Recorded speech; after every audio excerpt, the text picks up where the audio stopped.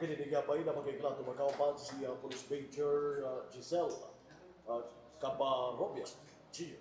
Ato ang Chief of Police diri sa Tambulig Municipal Police Station. Yes, Ma'am, sir. labot adto nalunod no nga bangka pwede ato masaysay po sa diyan ni una gyud responde man no ang tuang mga kapulisan dito. Yes, sir. On May 31 at around 6 p.m., sir, so naka-receive me og report regarding sa nakapsize nga pambot. So sa Barangay Kapgan, particularly sa Purok Uno. So Kapgan is one of our isla diri sa Barangay Tambulig. So since namatay tulo ka isla, isa ng Kapgan sa Barangay Kapgan sa isa tong mga isla. So ang means of transportation ana niya, sir, is only a boat, a motorized boat or pump boat. Pero ang kanang nga boat, sir, wala gyud na siya katig. Oo, wala na siya nga katig. So prone gyud siya nga makapsize. And then it so happens, sir, a family nga mi-attend og barangay fiesta sa Aurora, suddenly pag uli nila ang ilang gisakyan travel pabalik sa Tanggob is kana nga boat. And then ang ilang gipa-operate nga boat is a 12-year-old minor. So since dako ang kuan, sir, dako ang balod, nakapsize gyud ang boat. And then claiming 2 lives of 2 mothers. So, dead on arrival sa hospital, sir. And then, another 2 missing minor that time, sir. So, the rest, atong 12 nga passengers sa boat, buhi ra, aside atong 2 ka mama nga namatay, dead on arrival sa hospital, and 2 minors nga missing.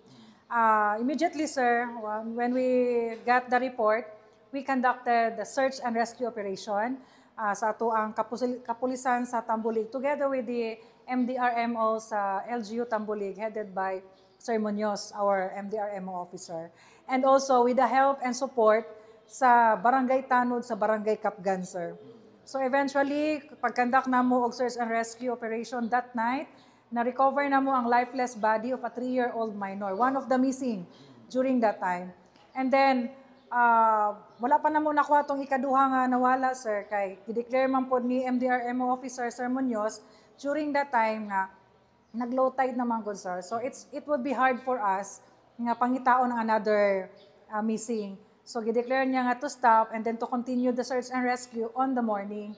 But eventually at 7:20 in the morning of June 1, na-recover na mo ang another missing minor. Pero lifeless lang gyapon, sir. Overloaded ba ilang bangka, sir, ma'am? Definitely, sir, overloaded kay gagmay ra gid na ang mga boats, sir, pero 12 sila ka buok, and worst of it, 12-year-old ang ilang gipa-drive na dayon dako pa gyud ang balod, sir. Another thing is kana bitong mo travel sila nga on their own manggod, sir. Dapat manggod unta. Makuan gyud nato ba nga naa gyud tay legal transportation nga boat diha para safety gyud unta ang ilang pag-travel. But ever since pamilya man gud to sila, sir, and they have their own private boat, so dili gyud po ta kakuha nila kung mogamit sila or not. Dili ta kakuha nila. Oh, okay. What po sila yung mga life jacket, no? Wala gyud po, sir. Sad to say ka. Why mga life jacket? Wala yung mga life jacket, and we are not informed. Actually, those people are not from Tambulig. From Tanggob yun sila, kumbaga agianan lang nila ang kaning Kapgan. It just so happen nga nahitabo ang incident sa mo ang AOR. But it will serve as a lesson to everyone, sir, nga mag-due ko na gyud siguro ta when it comes to, especially kung maot ang ato ang weather ba, dako ang balod, nga na. Pero wala liability ato, sir, kay family raman gud to, family gathering, so wala tay pwede kasuhan during sa conduct sa mga investigation. Wala tayo pwede kasuhan kay ilaha man gud to pong kuan, sir. And dili po to siya pang transportation bitaw nga boat. Dili siya di pasayroan nga boat. Dili siya. Yes, oo. It is a private owned boat nga gamit ra pod sa family for their travel, for their transportation. Okay. Pero dali ra kisa may nakatawag nila di Ang taga-barangay Kapgan, sir. So, mo gud na ako ipasalamat pod nga grabe pod ka-active ang mga barangay tanod o mga community sa barangay Kapgan, headed by the barangay captain. Kay eventually nakakuha din mi og kuan nga nahitabo, but though late na, at least na ang uban pa gyud nakuha nato na nakasurvive pa ang uban ba, dili gyud sila hurot nga namatay. So at least naratay na kuan. So total 12 to sila. Yes, sir. Sila ang namatay. Upat tanan, sir. Duha ka babae nga mama, then duha ka minors. Puro anak ko niyan, duha ka minor. Investigator, Kuya Da, dili ko katuwagan ng kuan. Puro anak ba? Atong isa, puro anak niya atong duha. So bali duha ka mother. Duha ka mother, magigsuon na sila sir. Patay do sila ang duha ka mother. Patay yun sir. Pero ang duha ka bata ang namatay. Anak Usa ka isa. man. Isa ray inahan. Yes. Ah, okay. Ang katong isa nga inahan, wala tayo anak na lunod. Oh. May gani na amoy kan ma'am no in terms sa Yes, capabilities sir. ato. We have, sir. Actually, naadiri among mga kuan, sir. Gamit, Already prepared na, sir, kay when the start na tong magsigig ulan-ulan, sir, our national headquarters, they let us prepare all of this stuff para in case nga mag-conduct me og search and rescue operation na natay mga prepared gamit. Especially atong mga tropa, sir, we are always ready to respond in every eventuality, sir. So imo na ma'am pero ang area kanay murag kana bitaw magbiyahean na ba yung mga personnel wala personnel sa PNP no nga maka tan-aw nila ba no? Wow, negative yun siya, sir. Oy. Kay, kung makuha ninyo ang lugar sa layo-layo, yun siya. From here, masakay pata going sa ilang port, then port, masakay o kaning boat. Pero naamang ko tayo mga barangay tano din na nga mo-monitor. Pero katunga tayo manggod, wala gid sila na monitor pod. Then gabi na pod kayo. Then like what I said, dili gud pod sila from Tambulig. Passers-by lang sila sa tuwang AOR. So may ganit dali ra naguan pila ka oras na may tapos oras ang dinay tapos. Nagtabo siya mga around 6:56. Reported. And then, nakakuan tag mga 7, around 7 plus. Dali ra gid pod kay ta naka-responde pod, sir. Mo nang at that night nakuha gid po to dayon tong isa ka missing minor. Ang katurang magong ikaduha ang dugay nakuha kay tungod lang pod nga di na pod nato makontrol nga nag-low tide. So it's not easy for us to travel through boat kay low tide naman god. Masango naman natong boat pag pangita na ta. Basta low tide. O sumo tong pagkaugma nakita ang ikaduha. But eventually, yes sir. Missing minor apil na sa duha nga katong minor. Yes sir, yes sir. Katong pag-declare na nila og kay wala lang tay problema kung wala na missing. Pag-report man gud nila nga aside sa duha nga namatay na ay missing minor. So Pila ito kay mga pila ka tuig. edad ato niya ma'am. Oo. 9 3 years old. 9 and 3. Una nakita ang 3 years old that night. Ang pagkaugma natong 9 years old sir. And it's all because namiesta lang pod sila. Kana ra hinungdan nga namiesta sila. So unsay kuan garon nga dili masudli imong hitabo ma'am no. Ang amo ang intervention nga nung ginabuhat karon sir is to always remind nga in any case nga og maot gani ang weather, mukuan na lang kita nga dili lang pud mo biyahe. Then I will also recommend nga nanatay mga pampasahiruan diha sir. Mas okay man gud siguro nga nanatay pampasahiruan nga boat diha para mas safe sila. Mas ma-monitor na to pila ang musakay, dili sila ma-overload kay makontrol ra man gud nato kung pampasahiruan. So mo na mong i-recommend in every barangay nga isla diri nga unta ma-activate nang ingana magpampasahiruan na. Pero wala gyud ano mas maayo na sila life jacket. Aside Pero po. mo pasayro na sila life jacket. Amo gyud po nang i-recommend po sir. Especially sa LGU, antang LGU mahatag sila pampasahiruan, apil na dito ang mga life jacket or any nga kinahanglan when it comes nga na may tabo nga kuan sir. So may watchman nila dito. Yes, mo na mong i-recommend sa LGU on our next meeting sa MPOC. Kaya akong po nang i-present ang nahitabo god. So, from January nga naglingkod ko as chief of police, sir, this is the first time nga nahitabo sa mga AOR Wala na sila nakapsize. Yes, sir. Karon pa lang. bisan pa og taliwala nga na may mga island diri. Yes, sir. Oo. Kaya ang kakola kay minor ang nag-drive. Minor ang ga-drive niya. Dako pa gyud ang balod. Siguro naanad na sila sir mag-drive pero that time ang god is dako gyud ang balod. Maot man gyud ang ato ang klima that time god sir. Ma'am, paimusla lang po ako ang higayon. Yes, sir. And kumusta man ang Tambulig no kining bayna no? In terms sa peace and order. No? Yes, sir. I will fortunately ra pud ta sir nga nahuman nagsugod ang eleksyon ug nahuman ang eleksyon nga wala gyud po eventualities nga nahitabo no wala tay kagubot even shooting but sadly after the election on I think it's May 16 that was right after the election sir 1 week after the election nami shooting incident nahitabo sa barangay Balugo it involves 2 sabongero. Kaya naman ko'y barangay fiesta, so na sila abot-abot nga tari-tari. So both of them, sir, dili pod from Tambulig. They are from Pagadian City and from RM. Naabot lang diri sa Barangay Balugo, Tambulig para maki-fiesta.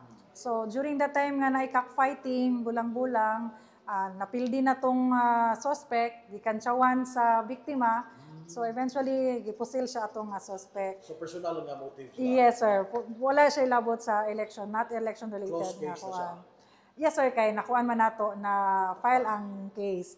Actually, wala to nadakpan, but we conducted immediate hot pursuit of the suspect. Naabot pa ganun dumalinaw, pagadian, para lang siya unta, supposedly, pero wala lang napupun ako. Pero the case is already filed, sir, so good as solved na po ang kaso, sir. Kay identified man nato ang suspect. Okay, ito sa mga 8 focus crimes ninyo. Kana lang po damong 8 focus crimes, sir. Kana lang nga nahitabo last May 16. Yes, sir. For the period January, kay January man ko diri na install as chief of police, until now, morag po namong isa nga 8 focus crimes, sir.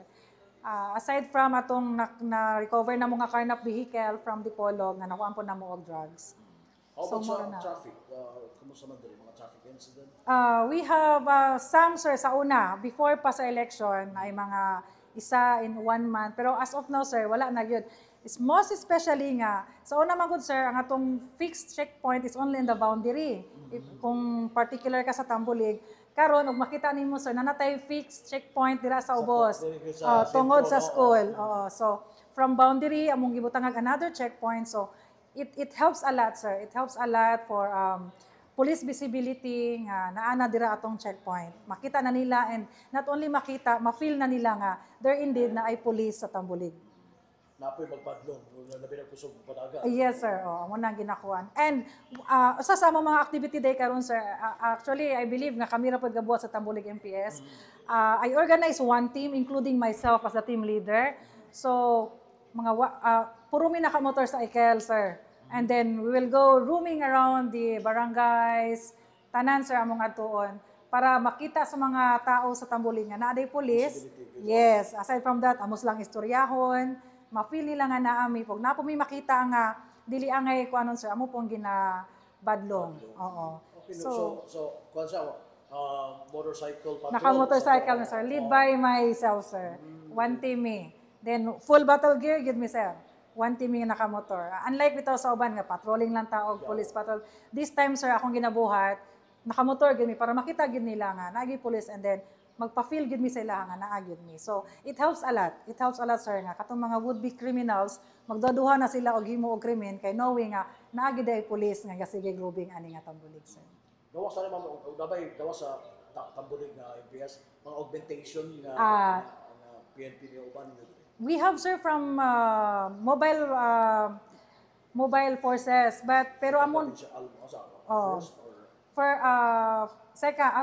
first mobile forces, pero karon, sir, amuan na sila.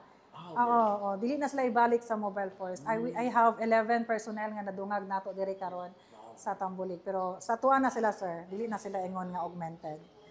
Okay, so nahapsay no ang Yes, katabang yun ang visibility sa police even sa yes, police and sir. order. And most specifically, sir, nga napod tayo support from our LGU, sir.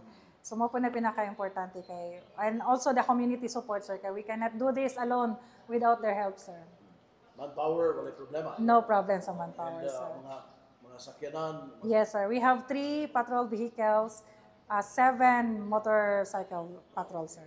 Katabang. Yes, sir. Ma'am, thank you. Salamat kayo, ma'am, sa higayon. Yes, Siguro mong mensahe na lang alang sa mga taga-Tambulig. Okay. I would like to take this opportunity to announce nga the Tambulig PNP, our station, we cater now police clearance, sir. Usually man gud sa una sa Molabi ang pinaka-duol nila nga mo kuha police clearance. But now we cater na, sir. So anytime pwede na sila manis sa atong police station para mo kuha og police clearance. So it is a nationwide clearance, sir. Ang amuha lang condition is to be in proper attire. Wala lang pod na magsaliko, wala lang po magchinelas, kay the same ra pod nga mukuha tag mga clearances sa other offices. And as of now, sir, I am proud to say nga under control gid ang peace and order, sir. Ma-feel raman po na nato. Anyways, ay mo kabalaka ang kapulisan sa Tambulig. Akong islang ginatawag og Tambulig-on. Lig-on nga kapulisan sa Tambulig. We are ready always to serve, sir, to protect the community of the Tambulig, also the neighboring mga municipalities, sir, not only the Tambulig. naara inyong kapulisan, ready nga mo responde, ready nga mo tabang, mo protect sa inyo. And rest assured nga ang peace and order sa Tambulig is ma-maintain na to, sir, until sa December. Thank you, Police Major Giselle. Jaisal, yes, sir. Giselle Cabarobias, Chief of Police sa Tambulig Police Province. Thank you.